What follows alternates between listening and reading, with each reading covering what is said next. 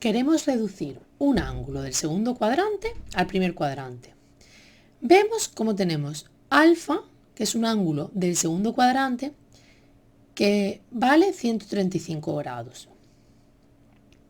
Vamos a recordar un poco el vídeo anterior. Tenemos un ángulo. Cuando este segmento corta con la circunferencia goniométrica, recordamos que la circunferencia goniométrica era la circunferencia que tenía de radio la unidad.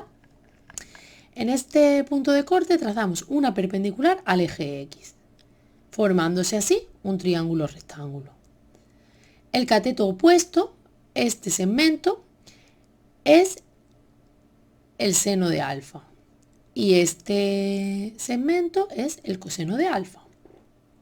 Ahora vamos a trazar desde este punto una paralela al eje X y donde corta de nuevo con la circunferencia vamos a trazar una perpendicular al eje X y vamos a unirla también con el origen de coordenadas, obteniendo así otro triángulo rectángulo.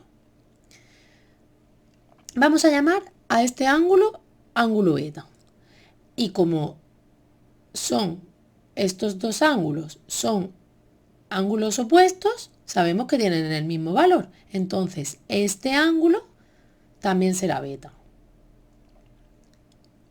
Sabemos que la longitud de este segmento, que es el seno de alfa, el seno del ángulo del segundo cuadrante, sabemos que es igual a la longitud del seno de beta. El seno de beta es el ángulo que hemos obtenido restando a 180, que es media circunferencia, el ángulo alfa, que es el ángulo del segundo cuadrante que nos dan, que es este valor.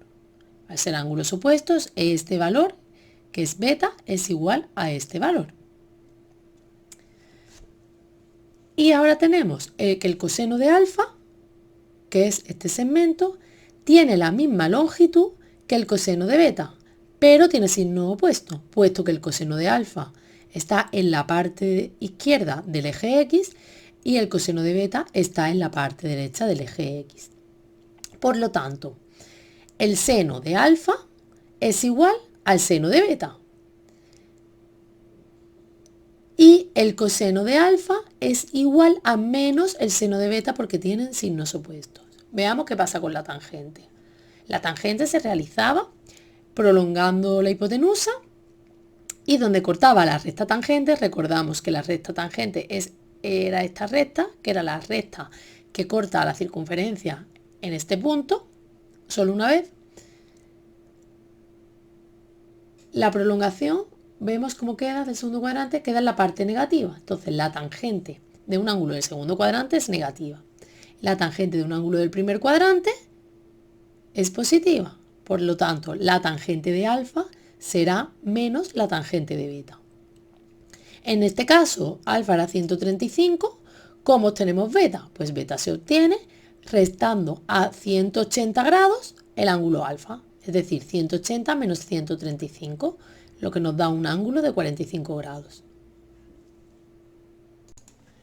Ahora vamos a reducir un ángulo del tercer cuadrante a un ángulo del primer cuadrante. Tenemos el ángulo alfa. En este ejemplo tenemos que alfa es 225 grados. Si prolongamos la hipotenusa, obtenemos un ángulo en el primer cuadrante que, como son ángulos opuestos, este ángulo va a ser igual a este ángulo. ¿Cuánto vale este ángulo? Pues este ángulo vale el ángulo alfa, el ángulo del tercer cuadrante, menos 180. Entonces ya sabemos lo que vale este ángulo, que es igual a lo que vale el ángulo beta, porque son ángulos opuestos. Vemos cómo el seno de alfa es esta longitud, que tiene valor negativo. Y vemos cómo el seno de beta tiene esta longitud, que es la misma en longitud, pero con signo contrario. El seno de beta es positivo. Por lo tanto, el seno de alfa será igual a menos el seno de beta. Veamos qué pasa con el coseno. Tenemos aquí el coseno de alfa, que es negativo, porque está en la parte derecha del eje X. Y tenemos aquí el coseno de beta. Coseno de alfa y coseno de beta tienen la misma longitud, pero signo opuesto. Por tanto, el coseno de alfa, que es el ángulo del tercer cuadrante, es menos el coseno de beta. ¿Qué pasa con la tangente? La tangente, como recordamos, era la prolongación de la hipotenusa. Vemos como en estos casos la prolongación de la hipotenusa es la misma. En ambas es positiva. Por lo tanto, la tangente de alfa será igual a la tangente de beta. Por último, vamos a reducir un ángulo del cuarto cuadrante a un ángulo del primer cuadrante. Tenemos el ángulo alfa, que es del cuarto cuadrante. En este caso es 315 grados. Ahora, donde este segmento corta a la circunferencia goniométrica, vamos a trazar una perpendicular al eje X. Y donde vuelve a cortar a la circunferencia goniométrica, vamos a unirlo con el origen de coordenadas. Obtenemos aquí un ángulo que es igual a este ángulo. ¿Cuánto vale este ángulo? Este ángulo podemos calcularlo restando a 360 grados, que es una vuelta completa de circunferencia, le restamos el ángulo alfa, que es el ángulo del cuarto cuadrante. De esta manera obtenemos este ángulo que es igual a este ángulo que hemos llamado beta. Ahora vemos cómo el seno de alfa es esta longitud. Este segmento.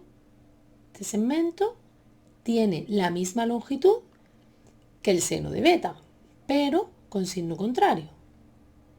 Por tanto, el seno de alfa será igual a menos el seno de beta.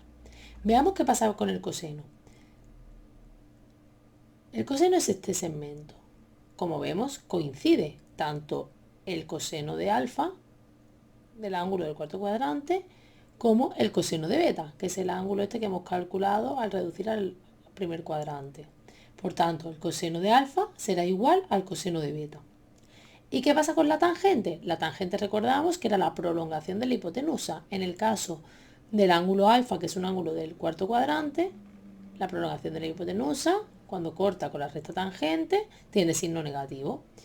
Y la tangente del ángulo beta, la prolongación de la hipotenusa, cuando corta con la recta tangente, tiene signo positivo. Por lo tanto, la tangente de alfa será igual a menos la tangente de beta.